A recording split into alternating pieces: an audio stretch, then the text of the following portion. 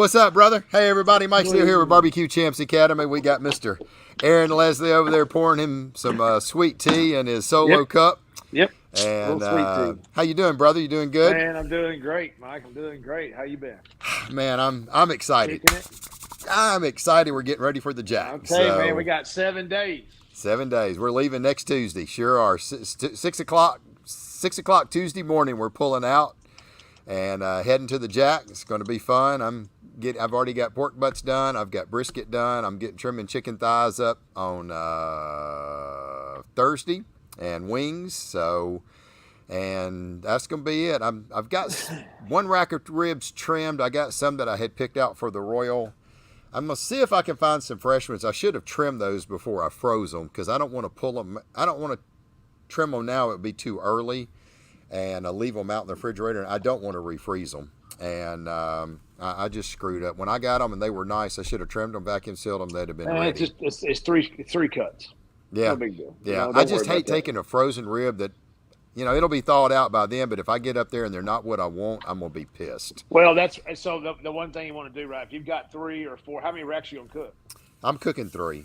Oh, so then I would put three fresh racks in the ice chest just for a backup. Yeah. You can always freeze them on Saturday. Oh yeah, yeah. Take it 3 as a backup. Yeah. So I'm gonna go. I've got 1 already trimmed. I got 2, but I'm gonna look over the next 3 days to see if I can find 2 more racks. If I can't, then I'll just take those with me. I'll buy a couple other ones and just keep them fresh in case if something's wrong with one of them. Right. If I got 2 good racks, I'm good. I'm sure I can get 8 ribs out of 2 racks. So anyway. Yeah. But, we got a lot of folks coming on. Let's see how many folks we got here. We got Gordon on here, and we got John on here. Where the heck everybody at? They done left us. So, anyway, look, man, prayers for all those people. The hurricane in Florida was brutal. Brutal. And then when I seen it make its way up to the East Coast, as bad as the hurricane was, I think the floods in North Carolina and South Carolina and those places, it was gut-wrenching to see that kind of stuff. That's crazy to see that much dirt and water filling those places. I mean, where did it come from, Yeah, 36 inches of rain in 24 hours in the North Carolina area is what they said. And, it would have washed Midland away. There's nowhere for that water to go out. Yeah, that was the thing. I mean, it's leveled towns. They've got places that they still can't even get to people. There's no cell tower. They don't have food. Everything, they're cut off from everybody. So I feel incredibly... I just can't imagine. I mean, I've seen video after video of houses just floating down the river. I've seen a 16 foot by 80 foot mobile home just floating down the river, just gone. I saw one town. It was 2 foot from the top of a Wendy's. You could just see the very top edge. The whole town was underwater. So I don't know. I just feel for people like that. They didn't have flood insurance. I mean, they're not in a flood area, but with that much water, it just devastated everything. And so, man, I feel sorry for those people that went through that, and all the people in Florida. It's not to take away what they did, but man, it was brutal to see something like that. So keep those folks in our thoughts and prayers, because man, they've got a very, very long time. There's still 600 people that not accounted for, probably because they hopefully they can't get to them because cell tower. I think 190 people have lost their lives. It's just brutal to see. So anyway, hopefully nobody went underground, like storm shelters and like that. Where they were. Yeah. So I mean, hopefully nothing like that happened. So just people just. I saw people trying to rescue people out of cars and stuff like that. Literally making a human chain out of arms to try to get to somebody, and it was brutal to see. But anyway. You guys keep Jamie Gear's family and y'all's prayers too. Absolutely. Jamie, his son, I don't know exactly what happened. I don't know if it was a fatality accident or what, but Jamie has just done so much for the sport of barbecue, and sure enough, he's done so much for cooks. He builds probably one of the absolute greatest barbecue pits ever built. Amen. And, he lost his son this past week, so let's keep the Greer family in our thoughts and prayers. He's still got his Jumbo cook-off going on this weekend. He said they did announce it's still going on. I would have thought he would have canceled it, but I don't know what happened. I just know we need to pray for that family. So Going through a Brandon, lot. we appreciate you being here. Justin, thank you for being here. We got the Wise Bureau Barbecue. Thank you for being here. And we're fixing to get ready to kick this off. We know there's a big debate going on tonight, so we don't want to step on their time and take away from that. So we're going to go ahead and bring in our guest tonight. Well, we got a couple more. Mr. Mark, thank you for being here. Jeff, hope you're doing well. We'll see you hopefully next week sometime. And I'm definitely gonna get to see these folks right here. We got the folks. We got Mr. Tim and Jackie Milligan with Team Chupacabra. How are y'all doing tonight? Good evening. Y'all getting stoked for the Jack? Oh yeah. If I could, like I said, if we could leave today, we would leave. You know. Yeah. Spend some time. Hi, Mike. Hi, Aaron. Look at all those belt buckles back there, man. They make you look good, Aaron. Yeah. Buckles, they make me feel good. Yeah. Yeah. That's for Buckles sure. never get old, I tell you. Buckles never get old. Oh, that's for sure, man. I'll take all the buckles I can get. I've got 2 or 3. I got 2 wrestling belts. I've got probably 3 buckles, but I got 2 big wrestling belts. I was like, heck yeah. So, oh goodness gracious. But yeah, I'm like you. I'm excited. I actually did a little, I don't ever do practice, but this past weekend, I was like, man, I've never done a KCBS rib. I've only never cooked a KCBS competition other than the American roll, and I've cooked it 3 times. And outside that, I've never cooked a KCBS competition. So, and I've never practiced. I just go, I cook what I do. And, but I wanted to really do something a little bit different for the KCBS side of the rib part of it. And I did a little run. I cooked the ribs a little different. And, man, I was happy with them. I thought they turned out good. The color was really great. And people was like, hey, your box. I said, I don't give a crap what the box looks like. I was wanting to put the damn ribs in there to see what it looks like. I used that box to put my chicken in. I ripped it all out and I threw the stuff. It had some salsa in it. I was like, I don't give a damn about the damn box. I just wanted to see what the ribs tasted like and see what my color looked like and if I could get them in the box looking good. So anyway, but yeah, that was it. And I have never cooked wings before. And so I cooked some wings up. And I wanted to see if I could get them in the box with some thighs. And it all worked out pretty good and got it all done. And yeah, I'm kind of getting prepared. I'm sure y'all getting prepped up and ready for everything? What's y'all's process here? We actually are going to a cook-off in Concan this weekend. Oh, damn. You're brave. A cook-off, and then Tuesday we leave out. So okay. I guess that's going to be the practice run for us. I'm trying to gauge just how tender ribs need to be for KCBS. I'm like right on the edge, like, Yeah. You'd be surprised. You guys probably cook more of a standard KCBS rib than you think. Well, you know, we did the Danny Dietz one, and we did pretty decent over there. Well, we hit that 180 chicken, and the ribs and the brisket the brisket slid right in there, but the ribs, not sure what happened with that one. I think we figured out what happened with the pork. I think it went over in the ribs. Yeah. Yeah. Yeah. The main thing is just pull it a few degrees early, you know. If you're a poker, you know, you like to poke those ribs and you like to kind of check. I use my third pin. I use a toothpick. So if you like to poke those up, when you pick them up, they start to bend. You know, get that good bend to them, but they're not like splitting. You know, you got that good mark to it. But when you get about halfway, 3/4 of the way through that rib, you know, it gets kind of stiff. Then that's when I pull them. Yep. It's usually about 3 degrees less than what I do in Texas. Yeah, that's what I was thinking. Because that 3 degrees, that's like a 30-minute window. It is. It could be. You know. Yeah. So I mean, it's just you have to really kind of watch that, you know, and then don't be start a little early, you know, and then if they're open, just leave them open, let them sit on the cabinet, man, let them tense back up. Yeah, they'll definitely draw up. But yeah, mine were done 30 minutes earlier than what I normally cook. Well, we finished chicken super early, and I dropped a pan on the porch. It was classic, dude. She was pulling the chicken out of the Cambro. We had 2 pans to sauce it, and it just plump. I turned around and I see chicken thighs laying on the porch. I was like, oh no, that's not good. Luckily, I survived. Yeah. I wasn't killed I wasn't shot in the head that day. Right. There was a dark cloud over our cabin, like for a good hour. Yeah, I bet. It's one of them kind you're just like, oh no. Usually when the worst things happen, the best thing comes out. Yeah. That's why you got the perfect 180, right? I guess. That's it. Karma. You going to the champion dinner? No, I signed up late. I was on vacation last week and by the time I got back and checked my email, she said it sold out within 24 hours, and I was like, "Oh my goodness gracious!" So I didn't make it. So I wished I wanted to go to it, but she said there's nothing there. So when's the new class dropping? What new class? What class are we talking about, Logan? So I've got some stuff working. We'll find out for BBQ Champs. We'll have something coming up here pretty soon, Logan. So, and we got some folks that we're going to be talking to at the Jack as well. So, Aaron will tell you. Aaron, what's the famous words tonight? Take the class. Take the class. Take the class.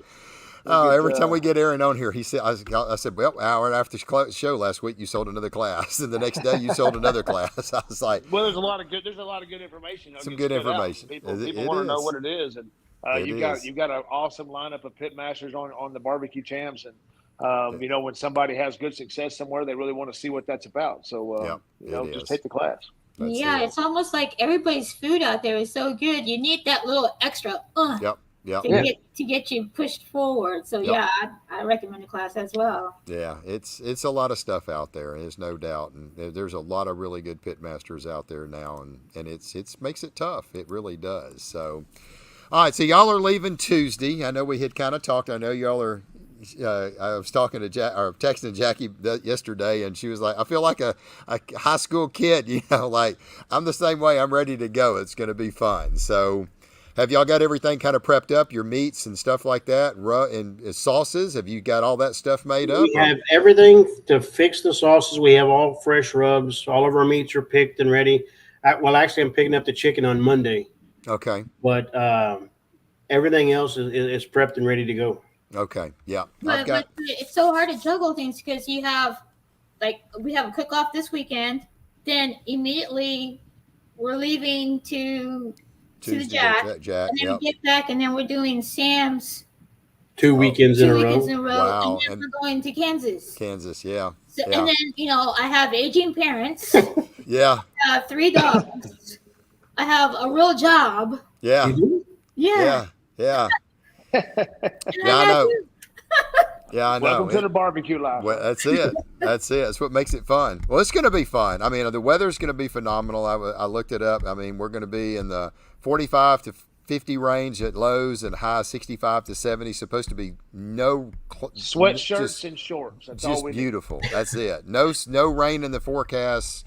Bright sunny skies Wednesday through Sunday. So I think that weather and the scenery is going to be the best thing about it.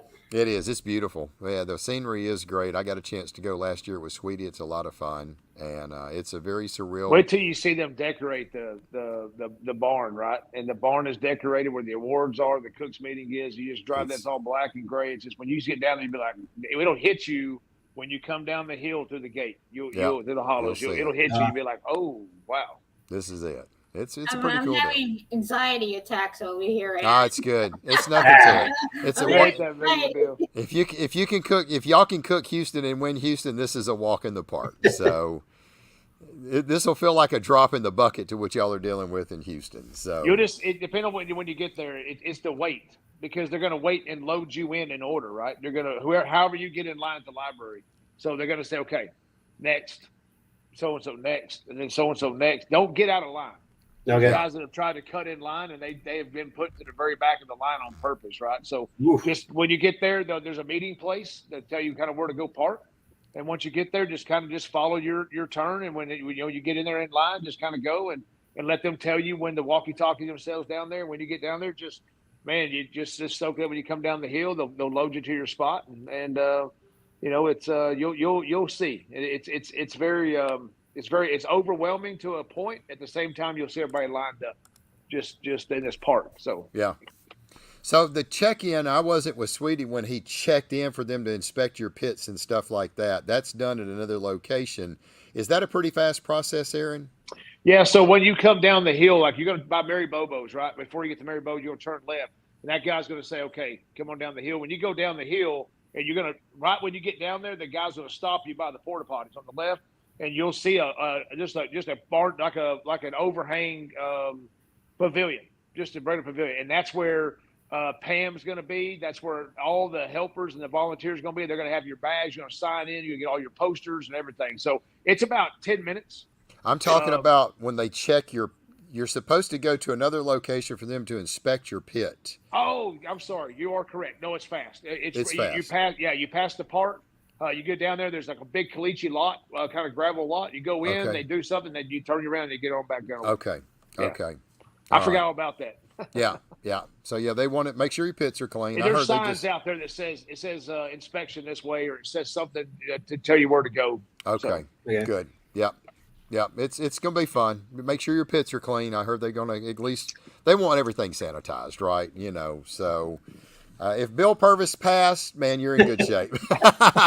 So he probably still had kitty litter in the bottom of his drum. So well, when I got down there, they didn't look at my pits. They didn't look at anything I had. I don't remember if that's where meat inspection was or not. I can't remember for sure, but I'm pretty sure that when we got there, all they did was kind of check us in. Now, they might have looked at some stuff. I just don't remember what all they did. Okay. If somebody remembers what all they do there, y'all chime in and kind of help us out. But I had so much going on the first 2 years that I was just kind of I was just trying to hurry up and I just wanted to get parked. That's all I wanted to do. So I didn't really care what they did. Yeah. All right. So what have you guys doing? Have y'all thought about flavor profiles? Are you going to kind of cook what got you there? Are you We're going to cook what got us there. Okay. Why change it? I mean, every year we've gone up to Kansas City. We may have tweaked the chicken recipe, but the rest of the time, every time we've gone up to Kansas City, it's stayed the same. Okay. Like you said, it's just adjusting your cook times. Yeah. Okay. Flavor profiles are going to be what they are going to be. Yeah. So you're running the same. All right. I'm going completely different. Everything. New recipe, injections, rubs, sauces, everything for chicken, ribs, brisket, and pork. So that's crazy. That is crazy. Call me crazy. I'm doing it. And I'm cooking my brisket on a drum for the first time. I've never cooked my competition. I mean, now, Mike, what's the reason for this, Mike? It's not what got you there. No, it ain't. It's not. Well, what do you normally cook on a stick burner? I've got a rotisserie. My rotisserie. Oh well, it's a stick burner rotisserie, and my briskets are phenomenal on that deal. But I'm not going to cook my brisket on that. I'm putting it on a drum. Now you're just cooking one brisket, correct? One brisket. Yep. And ask me how many times I've cooked that brisket on that Gateway drum. How many times? Goose egg. So hopefully it's a seasoned Gateway. Yeah, I've cooked on it. I cooked chicken on it twice at the American Royal. Okay. 3 times. I've cooked chicken thighs on it 3 times. So it's pretty new. Well, the only thing different we are going to do is I'm going to cook 2 briskets this time. Okay. Just because. Yeah. It just gives it a little bit more variance on it. Right. A little better chance. Yep. Yeah. So we'll see. Yep. So I'm rolling something different. We're gonna try it. I mean, the rib I practiced with this weekend, I was like trying it. I did something completely different. I was like, God, dog, that's a good rib. So we'll see. I know everybody says cook what got you there, but I'm just looking at stuff and observing and analyzing some things, and there's just some things that I'm just like, I'm not doing it. So, you gotta go with your gut. I helped Sweetie last year, and I told him, I said, he said, I need you to help me with the brisket. And I was like, I'm not touching nothing. It's you that's going to cook it. I'll bring you some stuff. It's not going to be what I use. And I said, if you want to do it, you can. And if not, that's entirely up to you. He said, man, if you think it's going to do good, I said, if I was cooking it, this is what I would use. And I gave him all the bottles. I said, here, they were unmarked bottles. I didn't even show him what they were. I was like, here, put 2 passes of this on it. Put 2 passes of this on it. Put 3 passes of this on it. You're done. And and he did. We had a 12th place brisket. We was 1 point from top 10. Wow. So nice. I was like, okay. I said, he was like, God, dog, that brisket's good. I said, it's pretty good brisket. I said, if I ever get here, this is what I'm going to cook. So, and it was completely different when I'd ever cooked before. And he was like, and I told him, I said, I think it's going to be good. I said, I'm just telling you, I think it's going to be a great brisket. Now, are we going to see more drums out there or more offsets out there? A lot of it's going to be a very good mix. It's going to be a mix. But I don't know. It depends on what all teams are going. I don't. Yeah. It's hard to tell. You don't know who all is going. Yeah. Like I said, I told Mike, it's like going to a new high school. You're like, yeah. Yeah. That's exactly right. That's exactly You know, right. the 2 years I went, when I pulled in, I saw a lot of drum cooks and I saw a lot of offset cooks. Yeah. So I mean, there's a good mix of everything there. It really just depends on who all's going. But I'm going to say probably your drums will be probably 60% or more of the flavor profile. So Yeah, I would think so. I would think 60 to 65%, somewhere in that area. I mean, 6 out of every 10 cookers, I would imagine, will probably have a drum. Well, that's okay. We're from Texas. We like our stick burners too. So yeah. And I love. Oh my gosh. I mean, I can't even believe I'm not. Now I will. Once I wrap it, it's going back in my rotisserie. So okay.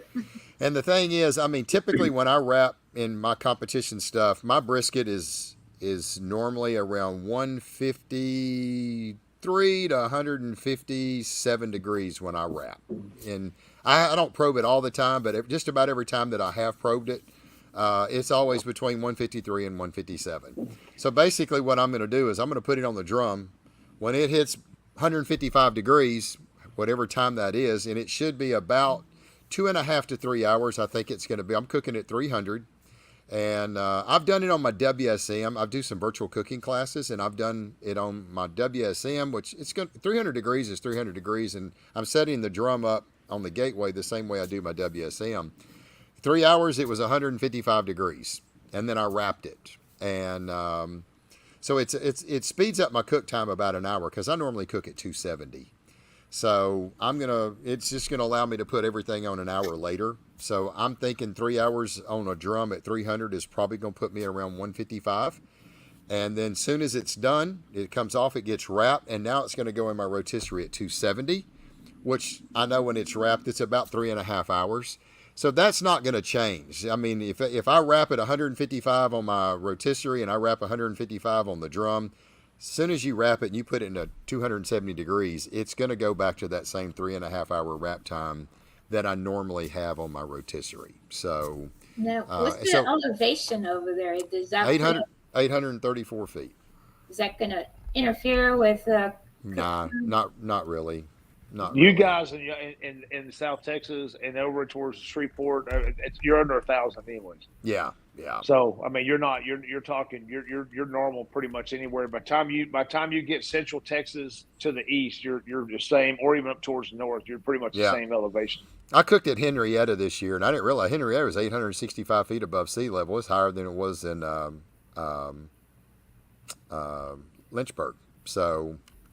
Yeah, it's not high enough to affect anything there. Oh, okay. So that's the good thing. So yeah, it's gonna be fun, but that's all I'm doing to the brisket. Just drum for 3 hours, or till it may be 2.5 hours. Just when it hits 155, I should have good color on it no matter what. It's gonna come off because I've got to keep my time the same. When I wrap it, I know when I wrap, I know about because y'all can leave a probe or something in it. I can't because it's a rotisserie. So there's no putting probes and stuff, I just know, okay, here's you can put a meter in there and leave that gigantic hole. Yeah, I'm not doing that. And some of the things I've seen with the meters, when you wrap them with tinfoil, they won't work through it. Now, really? ThermoWorks has got this new one, man, you can put it in a Dutch oven. It doesn't matter. They haven't come out yet. And I was like, man, I'd like to get one of them. And I would only use it for like KCBS. If I did want to stick a probe in something, I could do it and say, okay, hey, it's about time.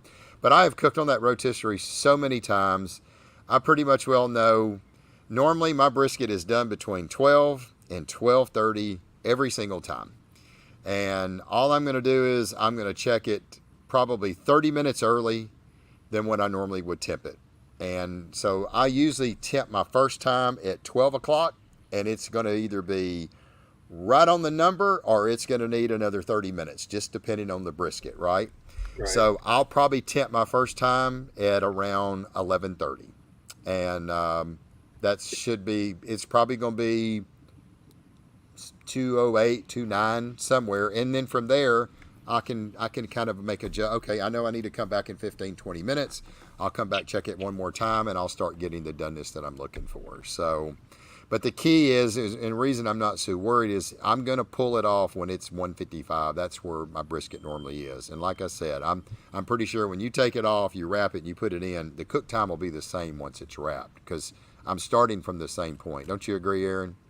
Yeah, I mean, you got different heat heat source there, and it might be a little darker, but yeah, once you wrap it, you're pretty much on the money every time from there on out. As long as you know what your heat, you may be a little bit ahead, but the one key is start a little bit early. Start hour and a half early, just to make sure your pork is done, your brisket done. Ribs and chicken, that's going to be something totally different. But your big meats, to start a little bit early, and that way you're. I mean, I've got a hour and a half, 2 hour rest time built in it. So even if it's 30 minutes later, I could really care less. So I'm not too like having a 2 hour rest time as well. Yeah, I like hour and a half, 2 hours. So and just remember, you're probably looking at 45 degrees. It's going to be nice and damp. Get a lot of humidity. Kind of a wet area. So that little extra start time is going to definitely help you out. Yeah, absolutely. What about burnt ends? So do people turn in burnt ends? Yeah, there's some people that KCBS, KCBS. They're going to be. If it's good, it's good. Yeah, I'm not. I'm putting slices in it. I'm not putting burnt ends. I've turned in burnt ends both times, and I just can't. I just sometimes I think you just shoot yourself in the foot to a extent. At the same time, if you don't, those slices, are obviously going to be the best, that you got. But like I said, you only need. A head judge told me at the Jack a couple of years ago. He said, Aaron, what I love about this is that if you put 7 slices in the box, that the table captain gets to taste it too. Yeah. And so that's one thing I always made sure with a KCBS contest I went to. If I had 7 good slices, I'd put 7 slices or 7 ribs or whatever, at least 7. That way the table captain got to taste it. But no matter what happens, only the best needs to go in the box. Period. So. Right. Don't get overwhelmed with burn ends and slices or whatever. If your slices are junk, but your burn ends are good, put a whole box of burn ends in. I mean, just do whatever you think is best. Right. Yeah. If I got 8 ribs, I'm putting 4 on bottom, 4 on top. And if I can get 8 slices in the box, I'll put 8 slices in the box. And 6 thighs, 6 wings, and obviously enough money muscles. That's all I'm cooking is money muscles. I'm not doing bacon and all that crap. So more you put in the box, the more they can judge you. What do they say? Kiss it, keep it simple, stupid. The more you put in a box. Lee Hickle and I had a talk about this when he did that big KCBS tour, 2 years ago. And he was just getting murdered, and pork just getting killed. And I was like, Lee, what do you put in the box, man? I got bacon, I've got medallions, I've got, money muscle medallion, got chunks. I said, why are you putting all that in there? He's like, yeah, everybody's putting all of it in. And I said, the more you put in the box, the more they can judge you on. I said, look, you do what you want to do. I've cooked the American Royal 4 times. I've had a 7th place pork and 11th place pork. All I've ever put in the box is 2 rows of money muscles. I said, put just money muscles in it. Quit putting all that bacon. The bacon may be perfect to you and it may be horrible to a judge. And he said, you think? I said, ain't gonna hurt to try. You're getting killed. He put money muscles in a box. He got a 1st place pork. And he went on to finish that year the number 3 or 4 pork cooker in KCBS for the year. Nice. And that's all he did. And I said, now he's getting murdered in brisket. I said, you putting burn ends in it, ain't you? He said, yep. I said, leave the damn burn. We cook slices. That's what we are great at. Put slices in it. He started, first time he put slices in the box, 1st place brisket. And I think he finished 6th or 7th in brisket overall for the year. And he was sometimes as a cook, you want to go big. You want to go bold. Yeah. You want to put all this in a bacon box, look as beautiful and gorgeous as ever. And sometimes the look doesn't affect the taste because the taste isn't as good as what it looked, right? But at the same time, if you put it in the box, you put 4 selections of pork in the box, the judge has to take 4 bites. 4 bites. 1 bite of each selection. Yep. So if your monies are good, if your bacon was good, but yet you put some tubes in there that were dry. Yeah. You're done. You're done. You're done. So you gave them way too many things to judge you on, even though the box looked good. You want to fill it up. Sometimes less is more. Less is more. That's what I told Lee. Less is more. Cook a perfect. You're concentrating on all these pork butts. You're trying to process the bacon. You're trying to process your chunks. You're trying to get horn meat. You're trying to do all that stuff. You don't cook that stuff all the time. These guys they eat this stuff all the time. And if somebody's got some really good stuff and yours is not, you're done. And I was like, just concentrate on cooking a perfect money muscle, the perfect bite, perfect flavor. Put it in the box. Go get your check. And he did. and he's like, God, I ain't believing this. I was like, it's a lot easier cooking them honey mussels, ain't it? He's like, it's a heck of a lot better than processing all them porks, so, but yeah, like Aaron said, I mean, it looks great, but man, you could have had the greatest money mussel and some unbelievable chunks, but like you said, your tubes came out dry and your bacon was just too mushy or too sweet, and they wanted a little more savory, and you're done. So, but I want you guys to load it up. I mean, I want y'all to put chunks, bacon, pulled, and medallions in it, and some horn meat, and anything, and some extra barbecue sauce on the side. So, load it up. So, yeah, but I like he said, less is more. So that's all I'm putting. I'm putting money mussels. I'm putting slices. I don't even want to put a box full of wings. I mean, the rules say it's got to have 7 pieces. So I can put literally, and this is what I've heard and some people's told me, they can put 6 thighs in it and 1 wing. You could. Yeah, but then you're that guy. You're that guy. You are that guy. But you could be that guy that won. But here's the thing: they are only supposed to judge you on what they eat. So just because those other 6 judges, or what, five judges got, or 6, all 6 judges got a thigh, but only one of them got a wing, they can't judge you because you didn't get a wing. They're not supposed to, right, Aaron? They're supposed to only judge you on what they eat. What's in the box. They can only judge you what's in the box. Yeah. So you hope you're judge number 1 then. Get your pick. Well, and here's... there's 6 judges, right? So they may only take the thigh because there's only 1 wing, and the table captain may eat the wing, just because you don't know. I don't. It's hard to tell who's gonna not flipping a coin or drawing a number. Who's gonna grab that wing, right? And they're just gonna grab the thigh. And here's the thing. Here's the other thing about it. They drop low score. So if they didn't like that wing, they could drop the low score, and you're just getting judged on your thighs. So is it risky? If you put wings in the box and they're no good, I'd rather have one wing that's going to get thrown out than have all of them get wings that they go, I don't like these, and you get hammered. And your thighs were great. Man, those thighs have to be like chicken nuggets to make them look. Yeah, 3 inches wide. So I did mine, and I got them done, and I cut them, and I had a little, probably 1.5 inches row right down through the middle, and my thighs were 3 inches. And that was the perfect width. And also think about a little bit more kale raises up and the box gets wider. Right. So you have a little bit more. I mean, you gain 1/2 inch if you raise your kale up just a little bit, because the chicken goes more to the outside because of the shape of the box. So I raised my kale up 1/2 inch. My chickens got a little wider, and it opened up the middle about 3/8 to 1/2 inch. So I had plenty of room to stack my wings down through it. So now, do you take the bone off that wing after it's cooked? I did some, and I did some without. I've heard some people say you'll get murdered if you take it out. Some people say they like to take it out. Here's the thing. They're not supposed to judge you if it has a bone in it or not. They're just supposed to judge you on the wing. So, I don't know. I mean... They're not. I mean, they bite it. They're probably expecting a bone to be in it because most of them do. It does give them a cleaner bite. I played around. I pulled one out. Oh, it is an easier bite. It's nice and easy to get it off. But they're not supposed to judge you on that, right? So they're just supposed to judge you on the meat. So whether that bone's in or out, I don't. What do you think, Aaron? Do you think that's a? I could tell you what I do, but I need to take the class. Take the class. I'll be honest with you, it's about expectations. Yeah. And just think about this. If you had a chicken nugget, okay, you went to you went to a famous restaurant that had good chicken nuggets. Let's say Wendy's, right? Wendy's has this big nug thing going on. Right. And you were to bite into it, there was a bone in there. Yeah, what the hell's this bone doing there, right?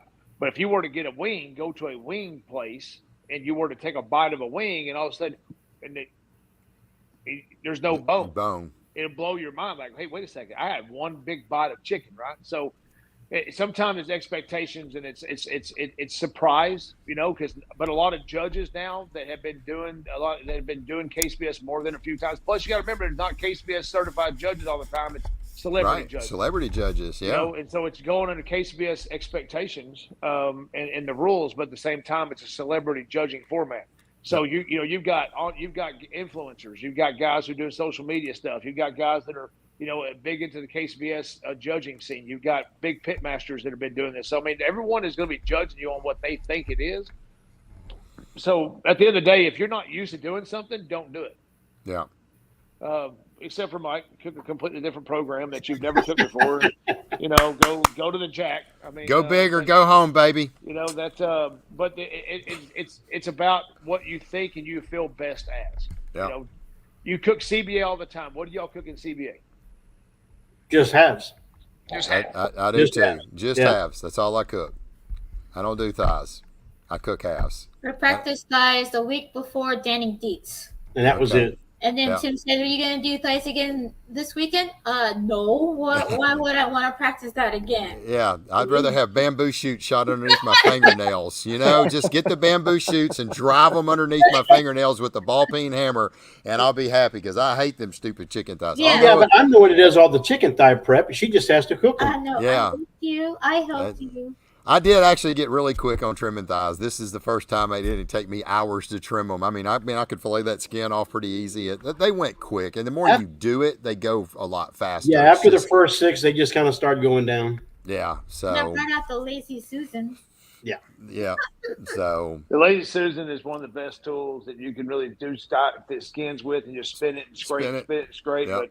But legs, thighs, wings. Breast meat, whatever you think you feel comfortable with, and just roll with it, and do your best and have fun.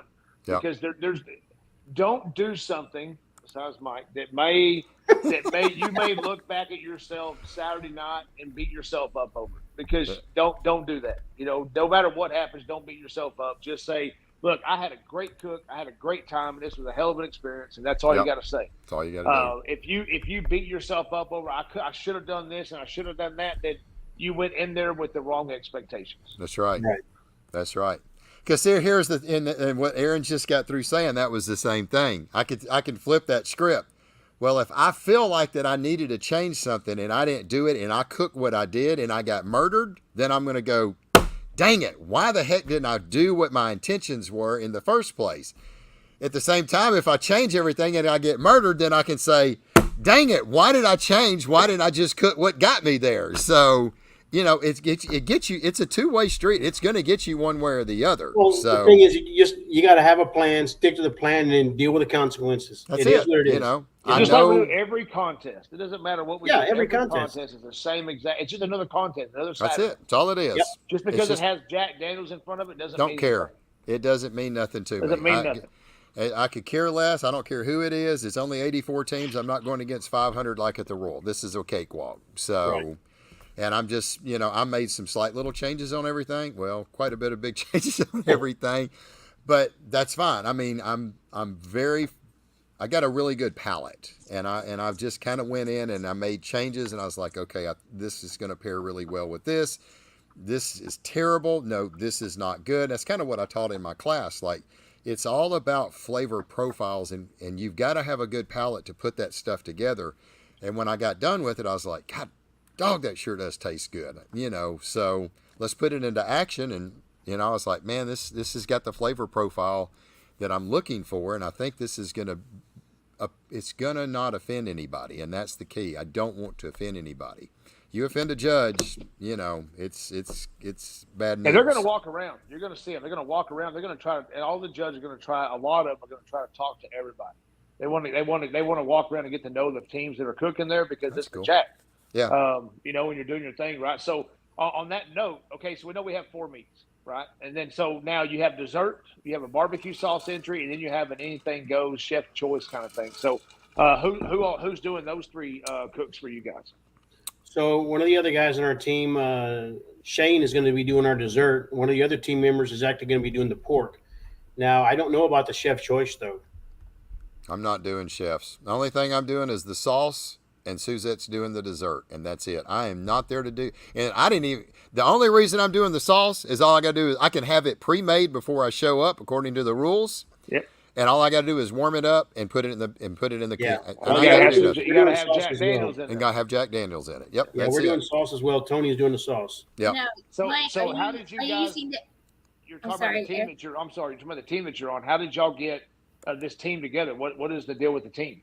So the team we got with is actually I cooked with them last year at the Houston Rodeo, and they're affiliated with Pitmaker, which is one of our major pit sponsors for us. And they were looking for a head cook for brisket for their team. So and chicken. So I got kind of like, hey, Ed, would you like to cook the Houston Rodeo? I'm like, well, sure. Who wouldn't want to cook Houston, you know? And then my buddy Tony Tenase was cooking chicken for him. Right. Last year, I hit 72nd in brisket, and I said, okay, this year I want to go back and I want to win brisket. My whole goal was to go back here and win brisket. Well, this year comes along. Tony's cooking chicken. He places high in chicken. The dude and I hit that first place brisket. Well, that was enough to get us enough points for that grand champion for that whole event. Yeah. And I'm telling you what, it was phenomenal. I cooked on a borrowed pit with borrowed wood, borrowed charcoal, just my meat and my seasonings. And it did what he wanted. It did what it needed to do, was win. Yep. When it was, one of the funny things was when the inspector comes around to tag your meats, I pull out a brisket and he's like, okay, so you got another brisket? I'm like, no, I only cook one brisket. I said, I can only turn in 9 slices. So why would I want to cook 2 briskets? He's like, well, I guess if that's what you want to cook, that's what you want to cook. Yep. So that's what got me in there, and that's what won it for us. Yep. Jackie, what was you going to ask just a second ago? She done forgot. Oh, okay. Sauce. Back to the sauce. Yeah. Yes. Sauce are you going to turn in for your category? Is that the sauce you're going to put on your food? No, because it's not, because I've got a different chicken sauce, I've got a different rib sauce, and I've got a different brisket sauce. So all this fancy recipes you've changed up, but that's going to be a new class now? You haven't thought about that yet. You're going to see the results?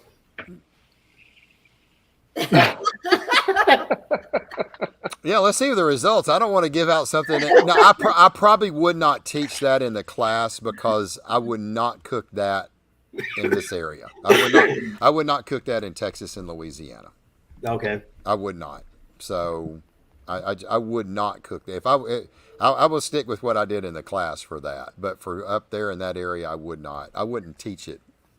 Are you going more sweet or are you going more heat? Woo! Man, she's gonna try. She is shigging away over here. So definitely not heat. I can tell you that. Okay. Definitely not heat. I'm not going to go too hot. That's for sure. So, goodness. But no, I wouldn't. Whatever I'm doing, I would not teach it. Not in any way, shape, or form. So, okay. Because I would not want to cook that here. Like I said, it's different. It's everything different. Sauce, injections, rubs, everything. Completely different. So, and everybody's like, I was like, and I'm cooking on a drum. my rotisserie is pissed at me right now. Roto Jr.'s out there going, you are freaking nuts. What are you doing? I have taken you to the promised land on that brisket so many times, and you are not going to put it.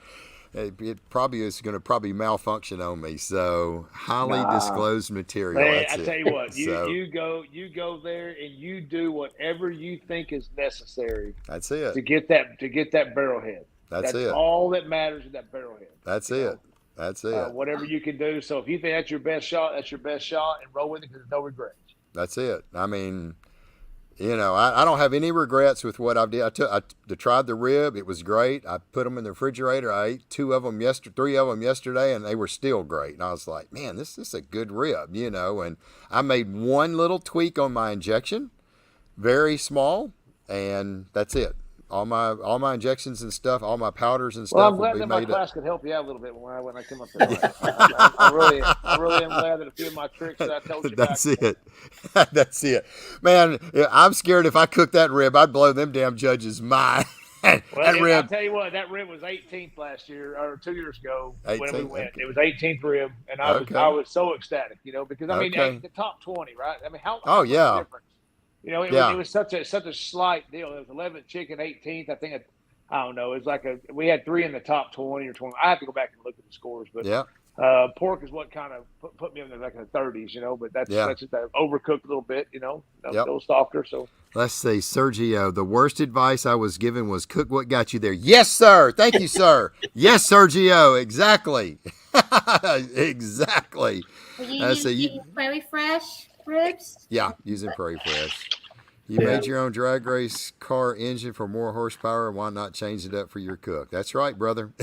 So, yeah, I'm running Prairie Fresh Naturals. So, pork and ribs.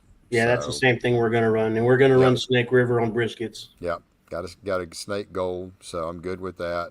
And just chicken. So, it's going to be fun. Oh, yeah, it is. It's going to be fun. It's going to be fun. It's going to be fun. But like you said, you're there to have a good time. And it's like, if you win, it's great. But if you don't, you still had a good time. That's it. So I may finish mid-pack. If I do, it's a crapshoot. I got to looking at some of the results. And, man, you see Brad Laniger and you see some of these guys, they're mid-pack, over here. But, they had 1 year was great. I mean, 1 year Brad run it 2-3 years ago, right? And then you come back the next year or something, or the year before, and man, he finished middle of the pack of everything. It's just like, God, but that's the thing. That's the hard thing with KCBS. It's so damn subjective because you have so many different tables, and it just makes it a lot harder. So, and there's so many profiles from everywhere. Everywhere that's coming in. I got some good friends of mine that come out of Georgia, around the Atlanta area. There's some guys that, up north, or some guys over in the far west. Well, there's one from every state across the entire United States plus overseas. Right. So they're going to be getting hit. Younger. Yeah. If I knew I was going to catch more celebrity judges, maybe I would lean a little bit more toward what I do. But, I've heard they're only 25%. We had Pam on here, and she said only about 25% of the judges will be celebrity judges. The rest of them will be KCBS. And I was like, okay, I thought it was more than that. So when I heard that, I was like, okay, I'm going to make some adjustments. And then that was it. Hey, there's my brother right there. Hey, brother, what's going on, Mr. Darrell? So we're talking Jack, baby. We're talking Jack. So that's why everything's going to get changed up a little bit. So good. Anyway, I'll see what happens. I may be back on here 2 weeks from now, Tuesday, going, I should have cooked what got me here. But, I made that bed, and I know the food I'm going to turn in will be good. And is it good enough? That's the thing. Exactly. So, you do your best that you can do, and then just leave it up to the judges. Yep, that's exactly it. And you just cross your fingers that you get that good angel table. That's it. Cross your finger, get that one table of 6 judges that just loves everything coming across the table. That's it. So excited. That is exactly what it all boils down to. I could cook the best food. All of you guys are great cooks, right? We could cook with lights out, like, oh my God, this is amazing.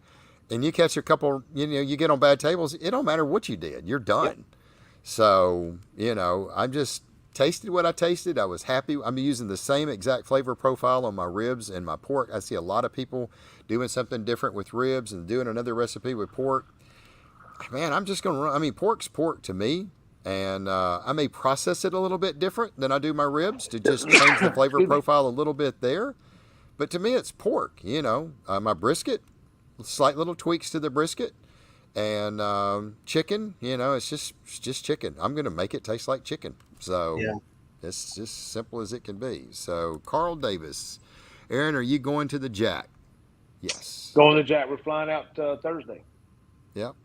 There you go. Eric Lopez. What's up, Tim and Jackie? And Aaron. There you go.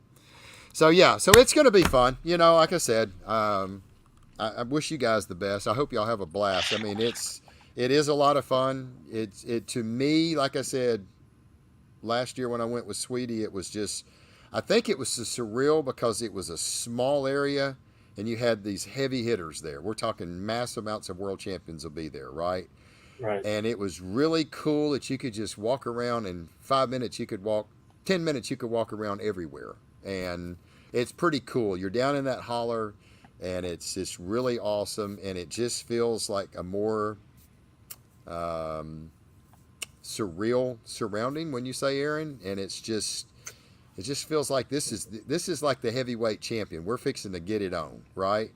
It's the American roll is so spread out, and you're like, man, this is a snowball chance in hell even getting through this deal. So, but at least there you feel like you got a fighting chance. Like Aaron said, man, I need 4 good scoring tables, and if I can catch 4 decently scoring tables, I'll take my chances. So what do you got? I mean, you got probably, is it 5 or 6 teams there won that championship that got them in that spot, right? You got Jenks coming back. You got you guys from Houston coming. You got the last year's winner of the Jack, and so I mean you got 5 or 6 teams that won a heavy hitted, heavy studded field, right? But then the rest of them, they did great in their state. They won the autos. They just got the draw.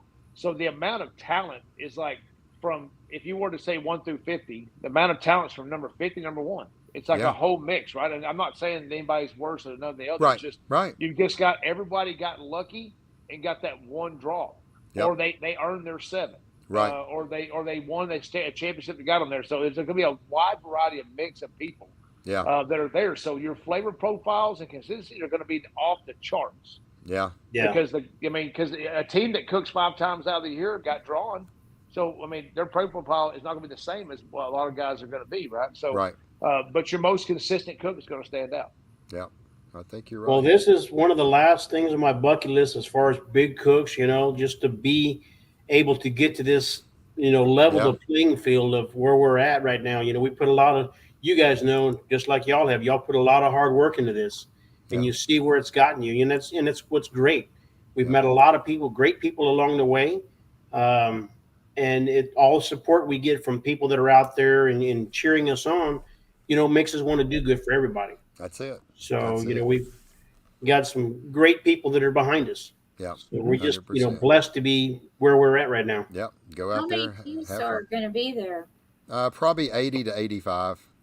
I think that's you got 3 from Texas for sure. Yeah, I think it's going to be between 80. It was 84 last year, so I think it's going to be somewhere around there. Well, you got 4. You got 4 from Texas. You guys will be there. Yeah. Big Earth, Brian will be there. Brian, that's 2. Phillip. Dustin Stanley won the wild card. Yeah. And then Phillip out of Breeden. all the bums, that's 3. And then you got Phil. Phil will be there. That's 4. So that's 4 Texas teams. Who was that again? What's the second guy? You got Brian Earp. You got Phil Breeden. He has the big lime green trailer with the lime green Jambo in the back. He's out of North Texas. Okay.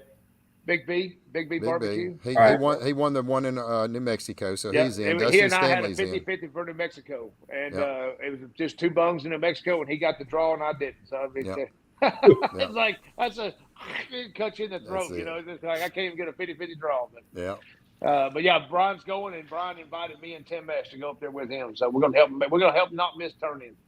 Tim's going too. Yeah, Tim and I fly out Thursday. We'll drive over there to the deal, and then we'll hang out with Brian, and we'll be there to help him. Yeah. Do you think that it's harder for a lot of the Texas teams to get in there? Yeah. To get in the Jack? Yeah. Yeah. You got and I think every year that I've gone, this is my 3rd year. I think every year I've gone, there's been at least 3 or 4 Texas teams in there. Yeah. Hey, Ira Green's going to be there too. You're correct. Oh, that's right. 5. That's right. He got 7. I forgot about Ira getting 7. That's to be 5 Texas teams. That's the most of any state. Oh yeah, it'll be there. by far. Nice. And Texas has won the wild card draw 2 out of 3 years. Yeah, that's pretty cool. Well, just last minute thing here. The team we're going to be cooking with is a Taste of South Texas. They're based out of Houston. They've been in Houston Rodeo for the past 31 years, and this is their first major walk. So we're really proud to be able to represent Texas on that sale. That's awesome. They don't. Yeah. Well, that's just awesome. As long as you let me sign your barrelhead, I'd be honored. All right. That's it. All right, guys. Well, we're fixing to wrap it up. I know the vice presidential debate's fixing to kick off. We don't want to hold you there if y'all want to go watch that. And Jackie and Tim, safe travels up to Tennessee. Lord willing, we'll see y'all next week. We will not have a podcast next Tuesday because I will be on the road and see, hopefully, Lord willing, if I make it there Tuesday night, it will be in Athens, Alabama, about an hour away. We're going to stay at an RV park. Wednesday, we're pulling in about an hour away and getting checked in. We'll probably go live several times, so be looking for that. I'll go live on Barbecue Champs Facebook page and probably catch up with Aaron and some of our cooks and stuff. Lee Hickle will be there as well. So we're going to do some live behind the scenes stuff to give you guys a wrap of what it looks like. I hope everybody's enjoyed it. Aaron, thank you, brother, for co-hosting once again with us. And Jackie and Tim, good luck to you guys. And looking forward to being up there. It's going to be a fun time in the holler. Look I hope forward to seeing you be safe. Absolutely. If you guys have any problems, let me know. I'll cancel my flight, and I'll drive up there, and I'll pick you guys up, and I'll load up, and we'll just go, Awesome. Yeah, Thank you. good, man. Thank you, man. Thank you, brother. I appreciate it. It's some windshield time, so That's hashtag it. take the class. That's Gotta it. get in there, man. Gotta get in there. That's it. All right, guys. We appreciate it. I hope everybody's enjoyed it. Y'all go out there, have a lot of fun,